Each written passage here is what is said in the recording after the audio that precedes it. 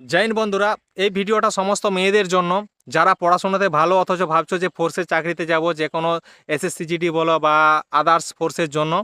তো তাদেরকে আমি বলবো যে তোমরা যদি ভাবছো যে কোনো একটা আমি বড় কোচিং সেন্টারের থেকেও বড় জায়গায় যেখানে মেয়েরা থাকে, হোস্টেল বা একাডেমি বা তোমার এরকম ইনস্টিটিউটের মতো জায়গাতে, তোমরা যদি মনে করছো যে যাবো সেখানে খুব নিরাপত্তা আছে, গিয়ে পড়াশোনা করা হবে, ক্লাস হবে, বাকি মেয়েদের খোঁজ নিয়ে দেখবে, তারা তোমাদের খুব বোঝাবে। কারণ সে নিজে ফুটে গেছে সেখানে।